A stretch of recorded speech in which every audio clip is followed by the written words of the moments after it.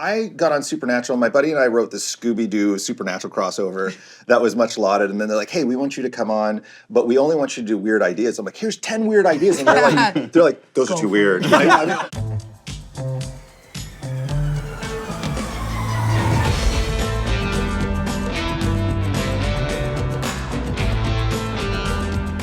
This is DC Studio Showcase. Welcome back. I'm nerd commentator Frankey Smith. I'm pop culture pundit Jandreau. DC Studio Showcase, the official podcast, is a safe space for us to talk all things nerdy in DC.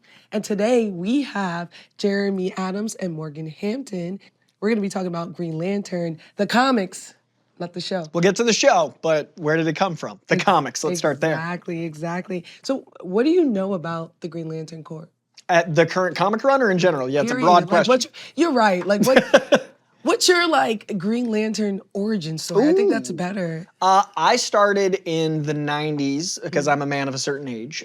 So as I got into it, it was Kyle Rayner was taking over. So I'm of the Con-El, Wally West, Kyle Rayner era of DC's rebranding in the 90s. Yeah. So I came into Green Lantern when Hal Jordan was passing the mantle, and then all the parallax stuff and craziness started right there soon after. And I really love Kyle Rayner because he represented an artist in a comic from artists. Yeah. It always felt kind of meta that he was a comic or a visual artist, and I knew artists were drawing him. So I always like that about him. I like creativity as a power. I love that. Yeah, I love how the different constructs kind of inform you about who their personalities. And he's West Coast. There's not a lot of West Coast comics. Absolutely. Statistically, New York.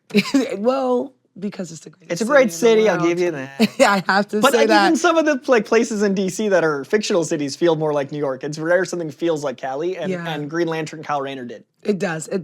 I was introduced through John Stewart in Justice League. And from there, I started to explore out into other comics. You know, for a while, I think, hesitant to read Green Lantern because they're like space cops.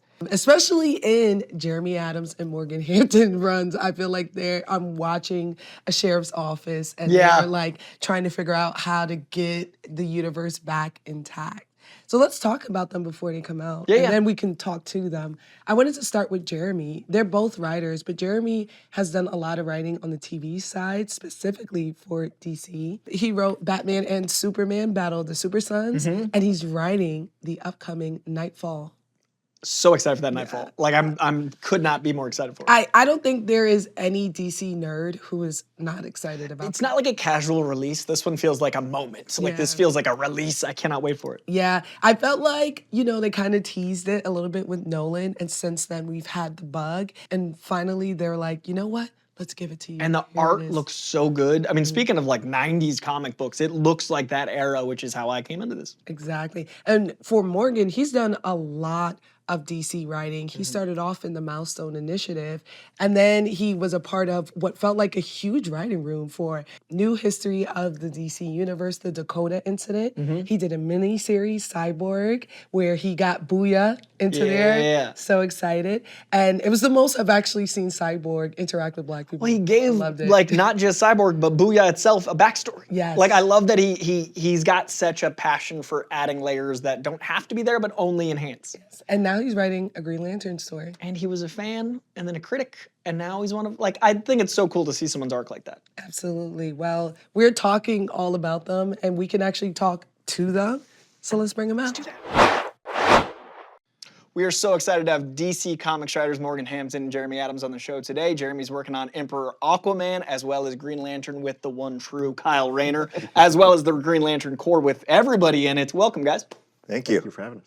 And I want to give Jeremy Adams his flowers with other work. The man's worked on Supernatural. The man wrote Mortal Kombat's Legends Cage Match and the upcoming, and I'm so excited for it, man, Batman Knightfall Part 1. You guys are not even ready. It's awesome. Everything I've seen has just blown me away more and more. It's great. It's one of those things, you write something and then 2 years later you get to watch it and you're like, I hope I remember this. But Rick Morales, who's the consulting, the supervisor and producer on it, we've done 10 movies together.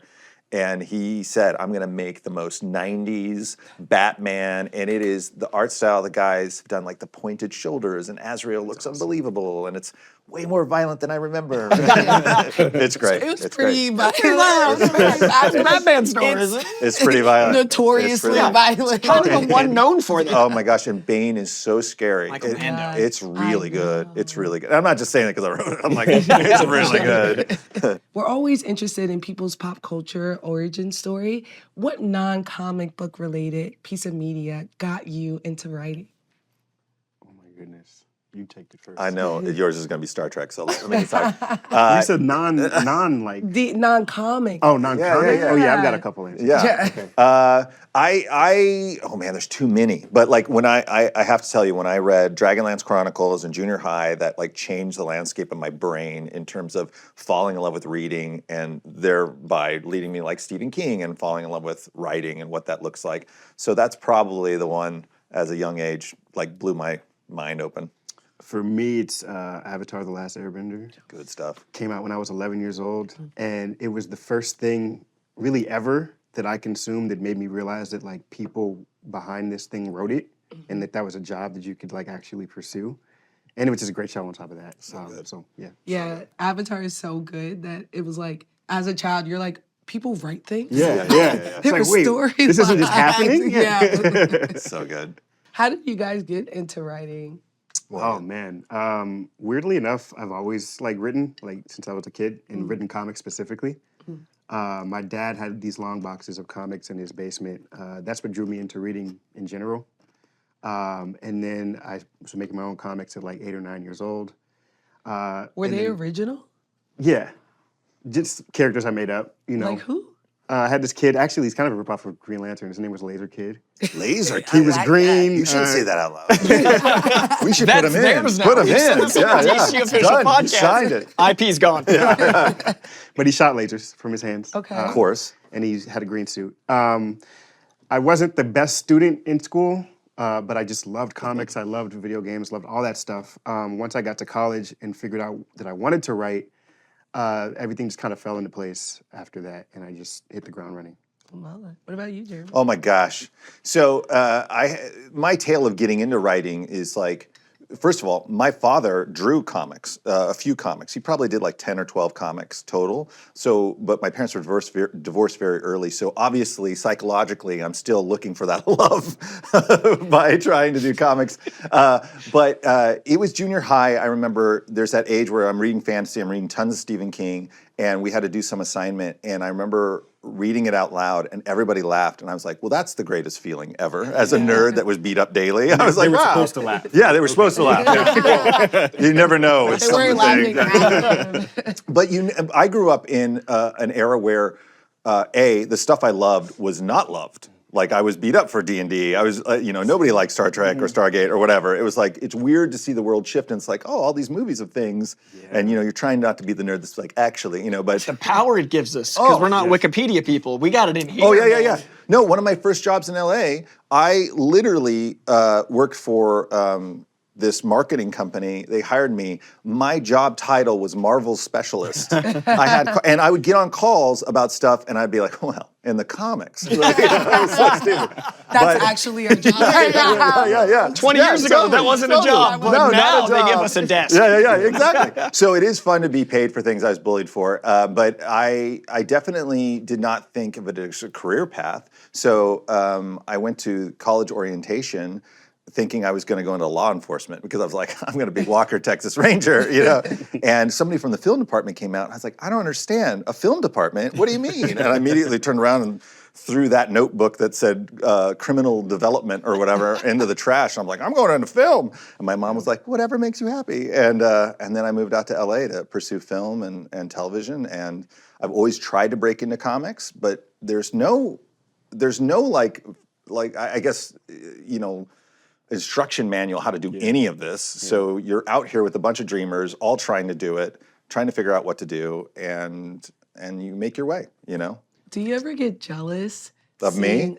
Obviously. I mean, It's like I mean, it has to be hard. But you know, like we're all from a time where being a nerd was taboo Yeah. and you kept it quiet. Wow. And now you get to see everyone like enjoying blockbuster movies Yeah. and couture, Yeah. Superman clothing. She like, wants that Supergirl. I mean, She will mention it every episode until it's hers. That's until amazing. Chanel until it's in my hands. I love that. But do you ever get jealous seeing like the younger generation experience nerdom in such a way, or are you happy for them? Not really. I'm happy for them. I think because I was like, I was in high I didn't school when believe that. you. He's like, I'm happy for Sure. them.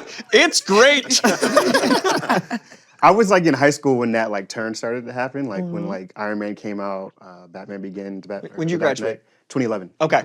Okay, I was like, are we? I was like, oh, yeah. I had to make sure how much older. I was like, it wasn't cool yet when I was there. Yeah. Like I remember like middle school, it wasn't cool to talk about that Yeah. stuff. Freshman year, not really, but as soon as Iron Man came out, everyone was on that. Same thing with The Dark Knight. So like, I don't know. I kind of look at it as a badge of honor. Like I kind of like that I grew up when it wasn't as cool. Yeah. I don't know what that means, but like now everyone's just growing up and that's just what it is. Yeah. You know, so I appreciate that time when it wasn't. It was crazy how quick it happened. And I asked about the year because 06, I remember they advertised, or 05, they advertised Batman Begins as like a Katie Holmes joint. Like on the CW, they were like, a romance between a woman and a bat. And then by Dark Knight and Iron Man, it was like, yo, what's awesome? Yeah, and it like that transition, you hit that like perfect sweet spot. Because I feel like everyone after you doesn't have that AOL dial-up thing of like right. knowing the before times and the after. But you were also a critic in between, right? Like you actually did some like comic criticism? Yeah, I used to write This for explains his notes. I heard because like you were like where I was because you even knew Collider and stuff. Yeah, I used to write for Black Nerd Problems. Yeah. They're still out here in these streets doing it big. But that's kind of how, I guess you can say that's kind of how I broke in. I knew I wanted to write comics and I knew that would give me access. So I, got a gig there where I could do reviews, but then I can go to conventions and interview Scott Snyder, Yeah. put me in front of him. And I just asked him questions that I wanted to know as a writer. Smart man. And of course, I would have my little write-up in my review or whatever, but these were notes that I was taking for myself that I could then, in turn, put into my own stuff. So I did that for about 5 or 6 years before I, actually broke in. And well, you say actually, like Yeah. I think what you guys did with Black Nerd Problems, it was breaking in, right? Yeah. And that's why you had that access. That's true, yeah. And it's a crazy turn to see they threw you in the deep end. They said Green Lantern Corps. It's like, Yeah, what is start like? What was it like going from Laser Kid to Green Lantern? Well, so Because you got a lot of canon now. I There's no went from difference. my first there's book. no difference. It is very different. But it wasn't just that. My first book was Cyborg, and that was a 6-issue miniseries. But Green Lantern Corps is a different beast. Like we did the first, 9 issues together? Yeah. This is my first ongoing, and which is a completely different thing. Like with Cyborg, I knew the end before I started writing the beginning. And with Green Lantern Corps, I'm still figuring out the balance of how far do I need to stay ahead, but also you need to stay flexible because things change. And also my book has 20 million characters. Yes. So I have to balance that and service everything so all the fans can be happy. It's a lot of work, but I feel like I'm learning how to drive by driving a semi-truck. So anytime I don't do that, I think I'll be good. Yeah. What I love about both of you is that it feels like an ensemble when I read your Green Lantern books. Especially you worked on Supernatural. That's Yeah. such a huge show. Yeah. How do you incorporate all those characters and make them all shine? I mean, for me, the benefit is just growing up with the books, since I was a little kid. So there's already internal knowledge to it. It is difficult. Like he said, I think one of the interesting things about, especially with Green Lantern and the huge cast of characters, because when I had started Green Lantern, it was just Hal Jordan we were focusing on, and then we started bringing in more characters. And then as Green Lantern Corps happened, you're talking about a monthly book.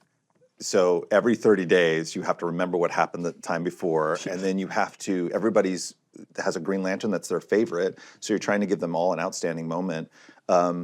But for me, when I write a lot of these characters, it's always like, I don't connect with that character, but how can I connect with that character? Yeah. How can I write that character in a way that I'm excited about that character? And I thought, did a really good job up until 9 and when I left, is that we each tried to give everybody a little hero moment, try to give everybody a little plot. And then, full just amazing in awe of Morgan after he took over, because this Star Trek brain of his is I'm just not smart enough to do the world building that Morgan's doing. He's doing this massive world building and mythology building, and it's always just wait, what's happening? And I'm so impressed by it. It's really, really remarkable. Thank you.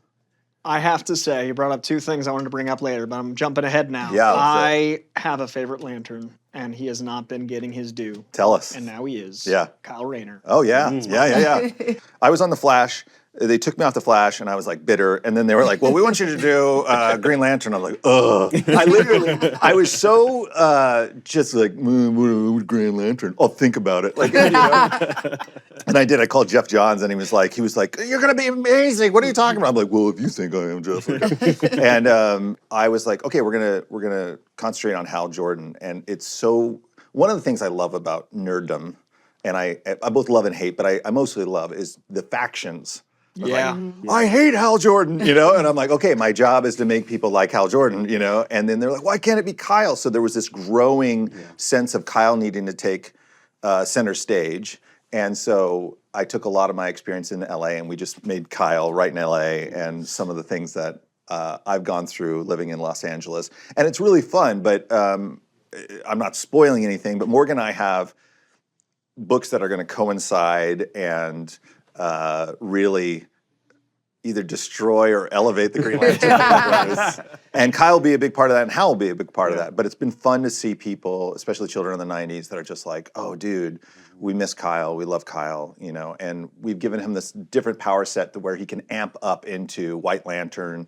But if he does that, then he loses his powers for a certain amount of time, so he can't do it all the time. It's been an interesting little wrinkle, but mostly it's almost been like episodic television to do Kyle Rayner in Los Angeles, you know, fighting plastic surgery monsters. And, AI itself, man. Yeah. The AI issue Yeah. made me so happy because when I looked you up and saw the supernatural backstory, I was like, oh, that's the horror of 2026. Yes. And it completely felt like your two worlds in like one thing. Yes, I mean, and understand, I got on Supernatural. My buddy and I wrote this Scooby-Doo Supernatural crossover that was much lauded. And then they're like, hey, we want you to come on, but we only want you to do weird ideas. I'm like, here's 10 weird ideas. And they're like, those are too weird. Like, I mean, 100%. They were like, those are too weird. And I was like, oh, okay.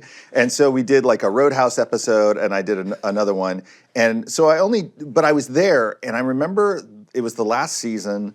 And like I said, I only had one episode left, but I had like 26 ideas up on the whiteboard that were not sophisticated, that were really stupid, and I love them because that's my taste.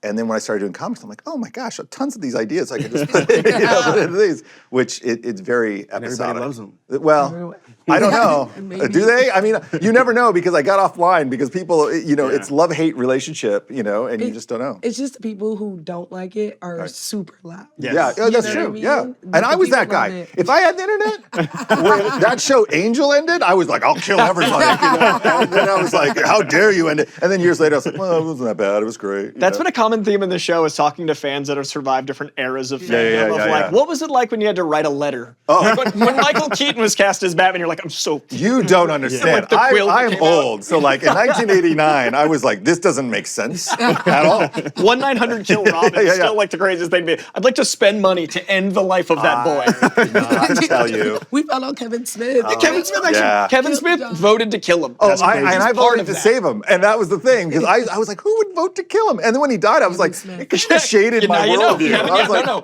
I don't We all know. became adults when we were like, people are willing to kill a child. Yes, yes. I remember my dad wrote a letter after Galactus in the second Fantastic When he was Four a movie space cloud? was just a cloud. He wrote a letter. The internet He was was like, too I'm gonna soon to, write like, a not letter. Dear sir or Write a madam. letter, I was like, I don't think they're gonna read. My big one was 08. Like, Heath's Joker was so hated, and I was like, he's gonna kill it. Because I was a indie Heath guy. I was like a Knight's Tale and Two Hands. Like, I saw both sides. I knew he could do the order and be pretty. Yeah. And then the movie came out, and everybody was like real quiet, and I was like, this is what it's like when success happens. That's right. I felt that way about Robert when he Yeah. became Batman. He was so obviously gonna kill it. I was like, have you not seen Twilight? Was that man not Batman? I saw Twilight. I was like, I'm on this one. I'm going good time. I'm going like, again, indie Pattinson. No, but I love those type of like Yeah. the CW shows and I stuff love like CW that. shows. Like they know what they are, Yeah. and they do it. Biggest proponent I know of the entire CW verse. Right? Every episode, I bring it up. Oh, man. At San Diego Comic-Con, I met the writer of The Flash with, I don't know if you guys know,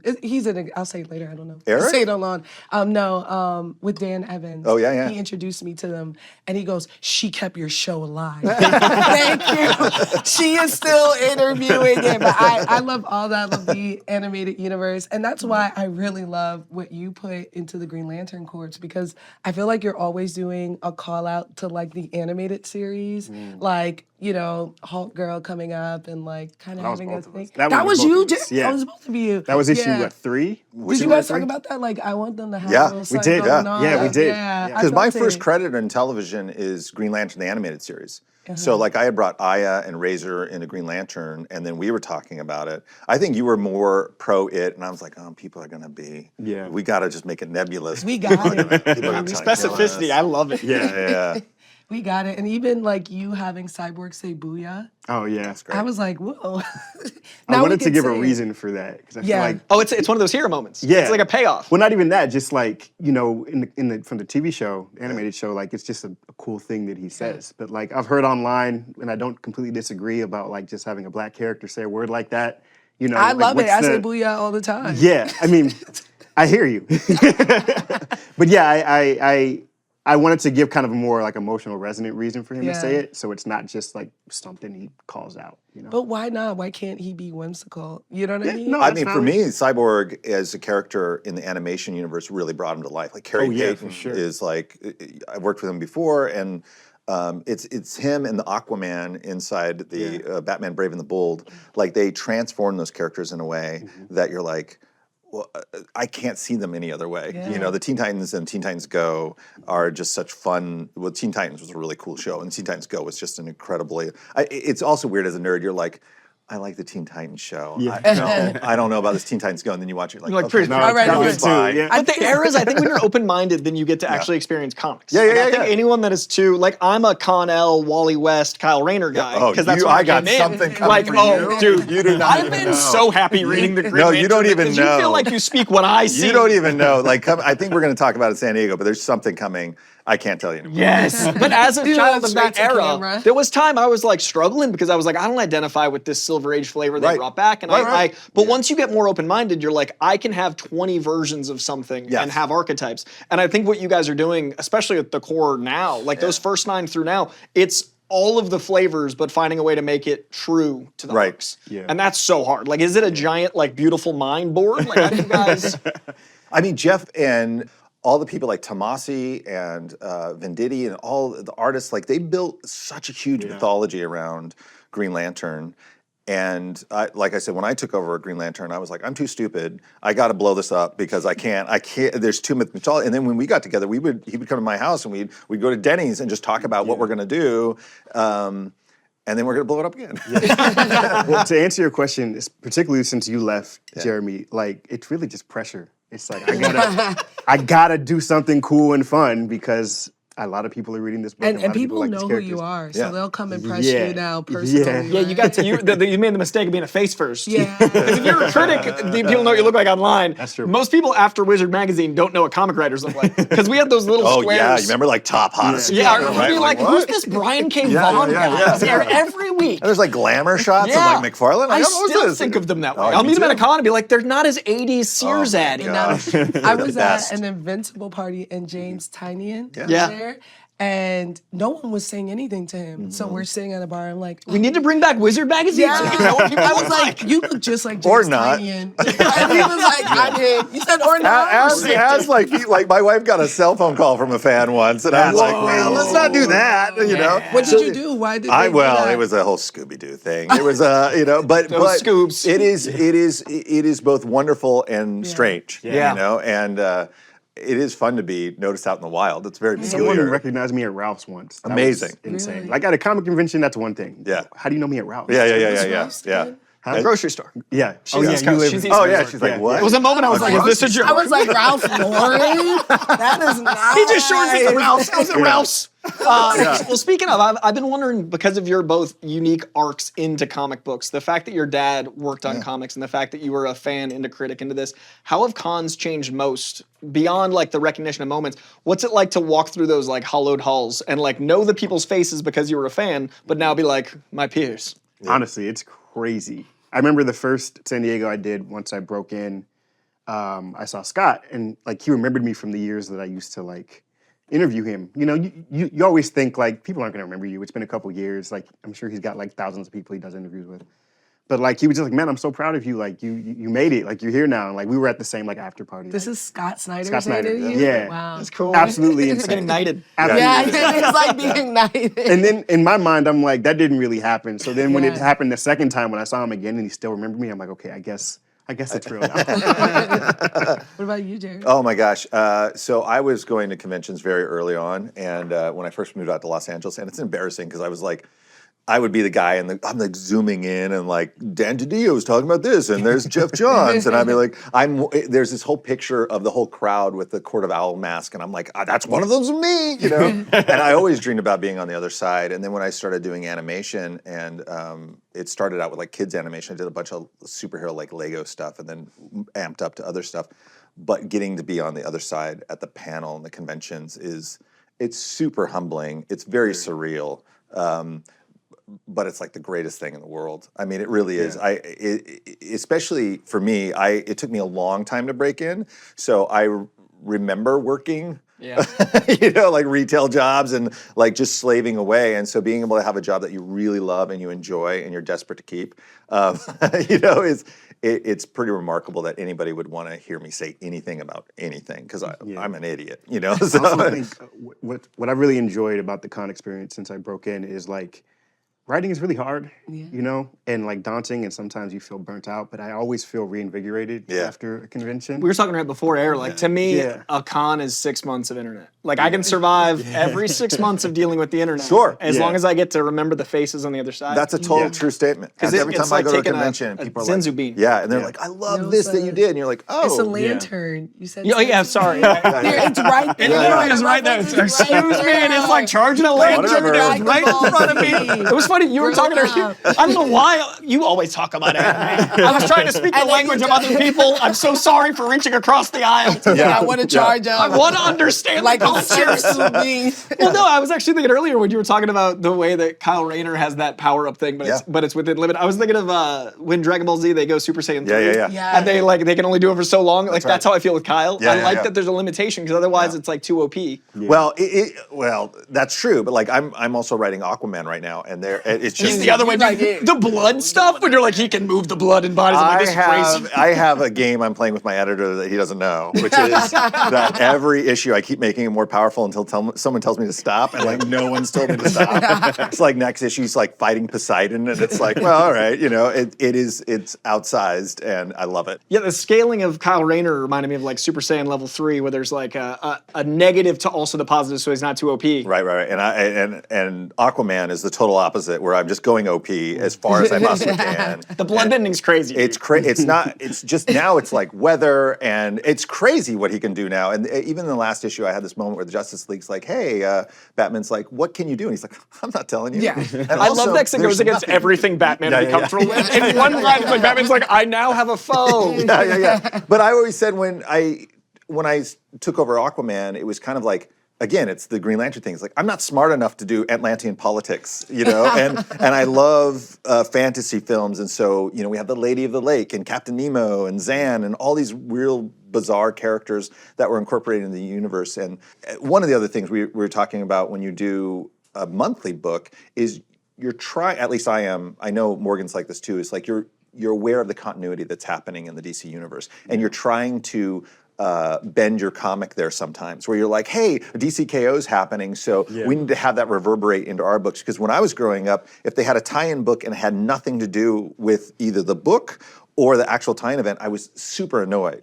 So trying to like thread that needle of going like, how can I do something? And Josh Williamson will always call me like, hey, you want to do this? I'm like, I'm the Mikey likes it of comic books. I will do anything. Like the DC the KO boss battle. They're like, Jeremy, you want to do this thing with like 11 characters? I'm like, yeah, of course I want to do it. You know, I think KO is some of the strongest cohesion I've seen in an event. It really affected the whole world. Can I just tell you that Snyder and Williamson are crazy, and it's such a good crazy that I remember when the first time I heard it was on a panel, and they were talking about how Superman's going to have these brass knuckles with suns in them, and I was like, I'm doing this all wrong. Like, I need to go further. Go back to the supernatural board. Go back to your 24 stars, but bigger. Because you open up Absolute Batman and he's drop kicking a kid in the ocean. You're like, I need to push. You know, I'm And it's selling. Yeah. So it is fun because I think there's something great about DC that you could do zany, and you can do crazy, and there's like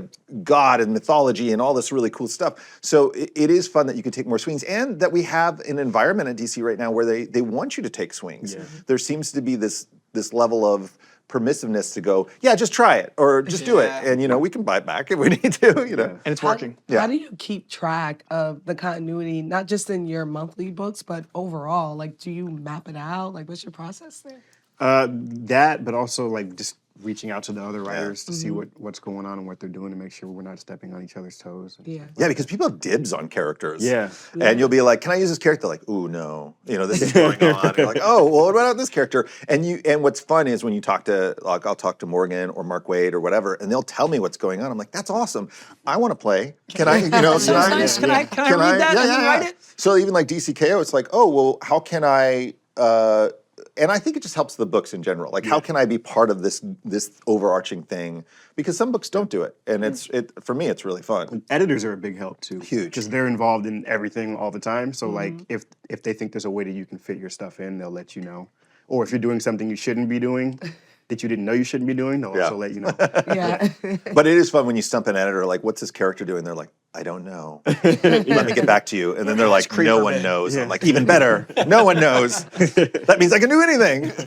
Well, we have a bunch of fan questions. Okay. We are trying to make sure we involve everyone. We want you guys to send in stuff, so please keep doing that. Want to kick us off? Yeah, so the first one, which is actually really fun, is at Our Opinions Matter 25. I hope they do. We're going to find out right now. Green Lantern lore can get pretty dense. How do you decide what to include for longtime fans while making sure someone is picking up their first Green Lantern book wouldn't feel lost?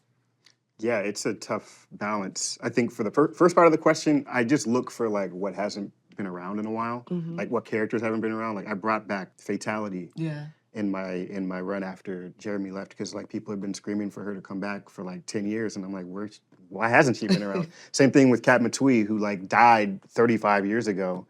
We did something with her in issue 9, and I'm like building out, you know, this like new version of her. So it's just like a lot of like the question said, the lore is deep, but like sometimes writers will like leave threads and just never pick them back up again, and that's kind of the magic of being in this, like being able to step into this mythos and pick things up, and then we can leave things when people can pick up in the future as well. So it's a lot of fun. Yeah, it's picking up the threads, because like Jeff Thorne wrote this like really huge like space opera, and he left these little threads that I was like, oh well, this is amazing. And I had gotten a note that's like, well, you can just write a paragraph, everything went back to normal. I'm like, I am a nerd. I have to explain how things change, and that's been the joy of finding these little pieces of story that maybe aren't fulfilled or haven't been talked about, and then trying to put them together. The other thing is, if there's a giant dense mythology, is either changing the mythology and like respecting it, but also going like, hey, let's have it destroyed so that we can build it up easier for people to read, because sometimes that comic is somebody's first comic, and they're going to be like, I don't understand all these lanterns and you know how they operate. So we've had to do reboots of mythology along the way so people can kind of jump on the bandwagon. Also, we get that note every month. It's just like, hey, how can we explain to the readers that are picking up this issue that's in the middle of your arc, that's their first comic, how do we explain to them what's going on? I love That's a that. challenge 22 every pages. month. Yeah, Right. It's a challenge. Yeah, anytime someone's like, where do I start? I was like, literally anywhere. You'll figure it out as it goes. I will say in Aquaman, we've started doing recap pages, and they help tremendously. You know, like previously. You know, it's like, okay, at least we get a little bit so people know what's going on. I got another one from, I think it's Poke. Poke Yeah. La Reina del Ship on Discord says, "Hi, I'm a big fan of this Green Lantern Corps run and wanted to ask, do you like Green... I love this question. Do you like Guy Gardner? The way he was written on tell issue us. 17 was just so wonderful and so good that I just can't stop rereading that issue." That's crazy. I mean, your favorite? thank you. My favorite is John, but I do like Guy. I think Guy is very interesting. Issue 17 was a lot of fun to write. It's a landscape issue. So like it's in a black hole, and like when you're reading it, you open it up, you read it normal, and then you flip it this way and read the rest of the issue that way. And it's basically him with himself from the future. Yeah, I don't know. I liked both of him, by the way. I thought the older him felt like he could get there from young him in a way that doesn't always work. Thank you. And Fernando did such a Fernando unbelievable killed job. it. Yeah. I give him these crazy ideas, and he just knocks them out of the park. He's awesome. I love that that's starting to become a thing that pushes you to physical media. We're seeing Yeah. it with Absolute Martian Manhunter. Yeah. It's like, Oh, man. yeah, you can read it on the app, which you guys should definitely use the app. I love it. But, there's just something about being able to flip the book around and read it that way that's really cool. 17 was one of my favorites. I really dug it. Thank you. But yeah, to answer the question, I like that Guy always thinks he's the most important person in the room. And what I've been doing with him the past couple issues is like challenging that when now he is. And he's not taking it too well. Yeah. And that's really fun. I liked it because of that, because I don't like Guy because he thinks he's so special. Yeah, And I was yeah. like, yeah. This is Especially by the older one, like the older him has been through it because of younger him. And his It was choices. also cool. It was a little subtle joke for me that I made him bald when he got older. I was like, Okay, caught up to him. yeah. At Zoe G. Illies, 29. I want to get into Green Lantern comics. What's the best comics to start with? And let's all answer that. Okay. Like, what's your like started? For me, for me, it's a weird, not a weird answer, but I was watching the Justice League animated show. That's how Okay. I got into that's why I knew who he was, but like, Jon Stewart on that show was like just into the whole mythos. Once I started really reading comics, it was like Jeff Johns' run in the mid-2000s when he just revitalized everything. Yeah. I think that's a good place to start. great place. Yeah, that's What about that's you? the best place to start. I think I would selfishly say my own, but mine is just a spiritual successor. I think that Jeff basically revitalized entire Green Lantern mythology and like brought everybody in and new origins and streamlined origins, and it's the best way to start. And that run of like Hal Jordan's back after the Parallax thing, and then it's like Blackest Night, and I mean Sinestro War. It's crazy how long that went and how intricate and interesting it was. And it makes it easy to go back to, I think. Yeah. What about you? I think that's the most formative modern run. Like, I think that's the foundation for so much stuff, but not to just take the same answer. I'll say the transition from Hal into Kyle, I think, is the most approachable run that isn't in the last 10 years because that run, I think, shows two versions of Lanterns, why they're different, why they're unique. One is like fearlessness and willpower, and one is creativity and gumption. And I think that diversity of style shows the mythos really well, and Kyle Rayner. It was also literally just like, this is a Green Lantern for a new generation. Yeah. So it was literally a jumping on point. And for the people 90s that- is so popular right now. Yeah. I feel like kids now get the 90s because all the clothes are back, all the music's back. And I feel like Kyle is that for like a whole generation. Because it is that new. Yeah.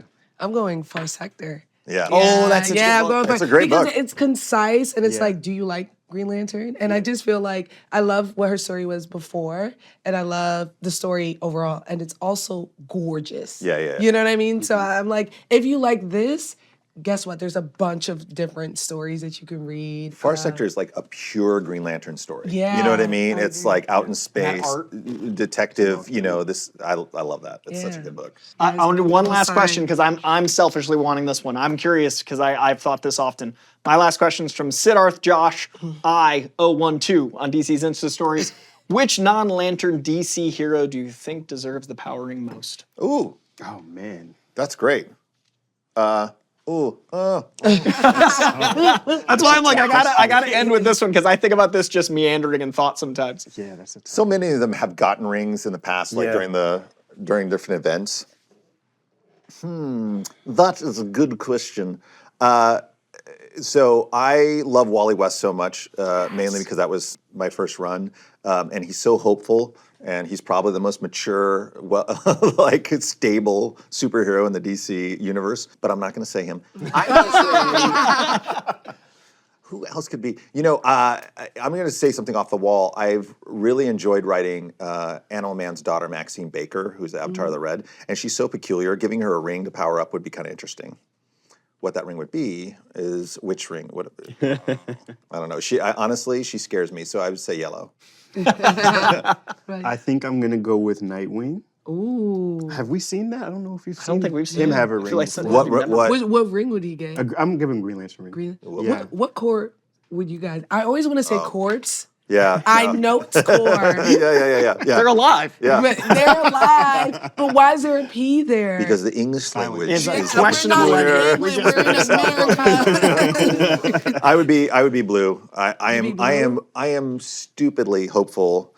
Like I'm like COVID's gonna last 2 days. Who's going to be your green? Is it Morgan? I'll be your green. Oh no, it's my wife. Oh, no. I forgot you're You forgot, or you're like you're married. I saw the reaction. You're like what? Bring up the daughters. How did they get here? Yeah. No, I'd be blue. I am terribly hopeful. It is sad. My friend Tim Sheridan, who wrote an incredible Alan Scott book, he's always just like, Jeremy, there's got to be some cynicism somewhere, I feel like wishful thinking. I'd like to be green, but I'd probably be like fearful. Orange. Yeah. You mean orange? No, fear. I was like greedy. Yellow? Yeah, yellow. Wow. I'm a ball of anxiety and fear. Come on. I don't get that. I don't get that. Jessica's always afraid. Yeah, She's had the yellow ring before as well. I So know. But she back to green. that's right. And she head honcho. You got one? I would be, my friend said I'm pink. Okay. Oh. Yeah, people are obsessive. Like I have a whole like horde of people Yeah. following me. So, I'd like to think I'm red. Oh, rage. You'd like to think you're right? Yeah. That's crazy. Don't There's a lot I of seem pent-up- vengeful? Yeah, that's the most New York answer. I like to think I'm angry. But you said it so sweetly. I'm like, Don't I seem red, vengeful? yeah. And wrathful? You don't feel that? You gotta vomit up the blood. Yeah. oh. All right.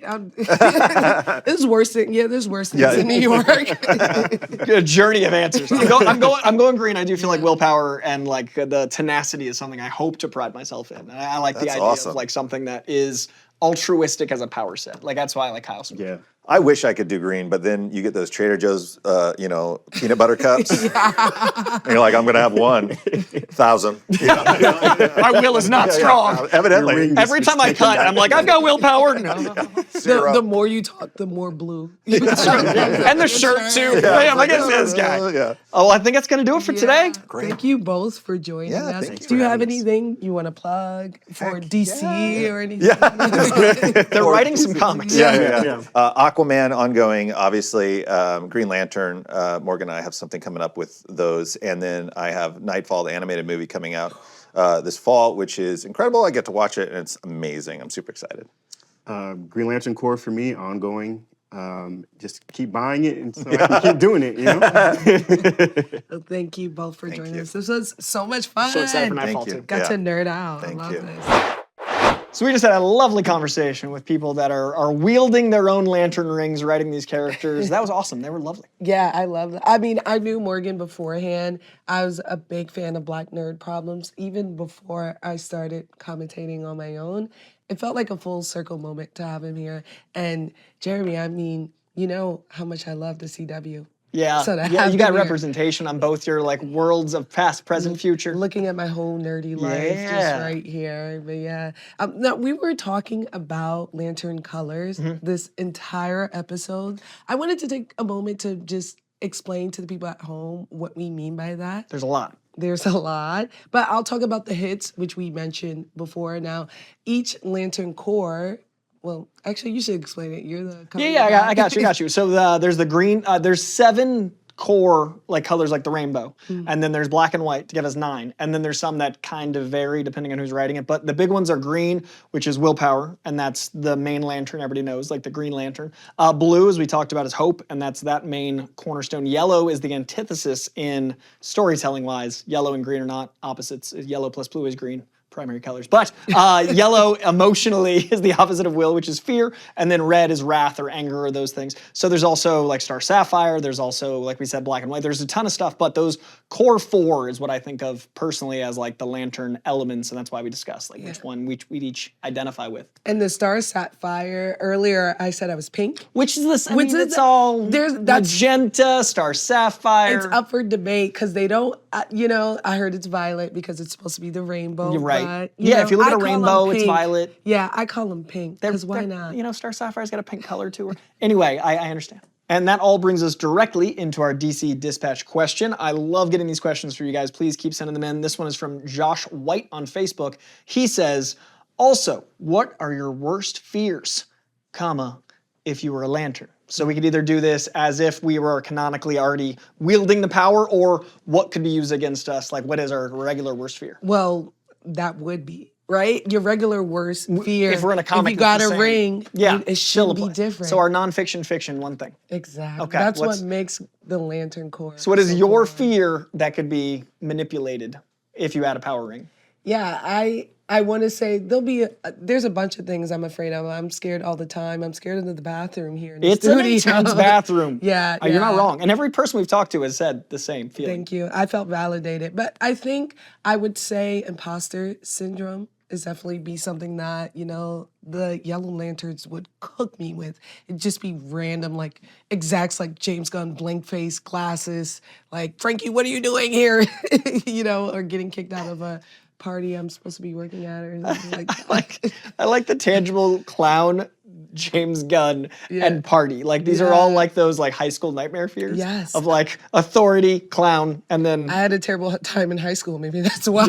Because it seems like those are the nightmares you have. Yeah, it's funny. And we talked about it with Jeremy and Morgan, but like the things that I'm getting paid and people think I'm so cool for now, like people hate it in high school. I think it's really special that the things we both did that weren't like our jobs or weren't our curriculum are the things that we get to celebrate now. Yeah. Like I hid my Spider-Man shirt under Abercrombie shirts. Dang. I was like a pink Abercrombie frosted tip, but underneath that was a Spider-Man shirt.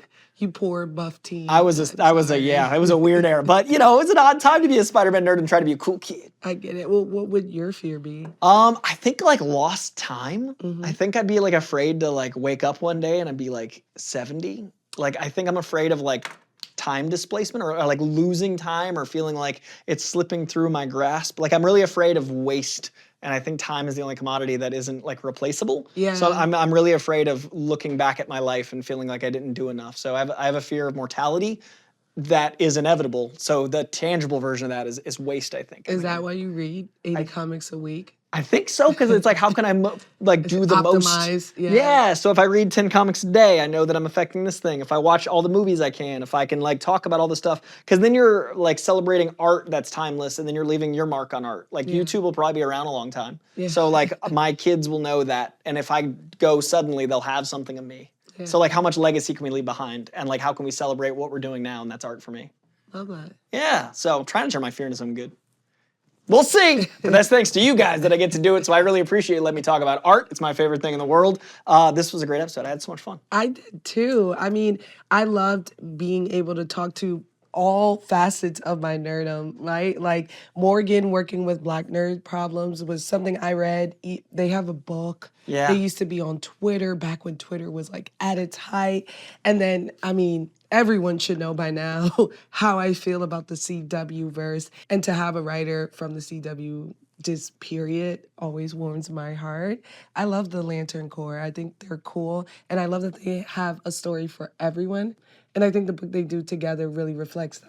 I also love that. I mean, your connection to those eras, I totally identify with. I can totally understand remembering those things come up. But his relationship with his dad, like my dad got me into comics. And then, Morgan did what we do. Like he talked about comics and stuff and then became a comic writer. So it was really cool to see someone like find their stars and change their stars. It's cool. So this was our Green Lantern comic book episode. Yeah. I'm very excited to say that our Green Lantern TV episode starts next week when we have Kyle Chandler and Aaron Pierre on the show. Yes. So that'll be next week right here talking all things Lantern TV. Thought it'd be fun to do like a 1-2 punch comics into TV. You can tag us on DC's official on all their socials to get our attention. You can also at us at our own personal names. I'm at Jandreau. I'm fantastic, Frankey. And hot takes are welcome. We might use them on the show. We love to hear from you guys, so please tag us everywhere so we can hear your questions, hear your ideas. Really been enjoying bringing that into the conversation every single week. I also read all the comments, so if you want to leave a comment on this video, if you want to leave a comment on Spotify, I'm a glutton for punishment. I still use the internet like people did when it was pleasant. But yeah, we will find you there as well. Yeah. And speaking of leaving a comment on YouTube and Spotify, you can also watch full episodes of this show on HBO Max. You can watch full episodes right here if you're watching it there on DC's official YouTube. You can listen to it wherever you cast your pods. We are all over the place. And if you're listening this far, we are moments from the end. If you were this deep into the episode, then you like the show, which means we would love a 5-star rating. It really helps us keep doing the show. The internet gods and algorithms really like those stars. So please comment, star, do all the things. I have been pop culture pundit Jandreau. And I'm nerd commentator Frankey Smith. This is one of my favorite things to do. So thanks for being here. We'll see you next week. In 2 weeks. That's math. This was an OBD sound production for HBO, hosted by Jandreau and Frankey Smith. Executive producer for HBO is Becky Rowe. Executive producers for DC Studios are Gary Barbosa and Philip Soponides. Executive producers for DC are Mike Pilata and Victor Diaz. Executive producers for OBB are Michael D. Ratner, Scott Ratner, and Toby Lawless. Producer for HBO is Aaron Kelly. Producer for OBB, Toby Lawless. Research producer, Sam Harrison. Production manager, Kevin Lin. Technical director, In-Sung Huang. Associate producer, Sam Harrison. Talent booker, Aaron Bandler. Editor, Adam Grabarnik. Post-production supervisor, Mariana Crisostomo. Assistant editor, Mark Alcacid. Production accountant, Bobby Hanna and Zachary Steinberg. Director of photography, Heath Gresham. Production designer, Liz Klikowski. Sound mixer and editor, Josh Falcon. On-set mixer, Darren Bowling. Hair and makeup artist, Kendall Shannon. Production assistant, Max Jordan. Senior director, creative development and social strategy, Lenore Castro. Manager, creative development and social strategy, Sharif Bakari. Graphics and artwork by HBO Max Concept and Design Studio. Illustrations by Ariel Colon.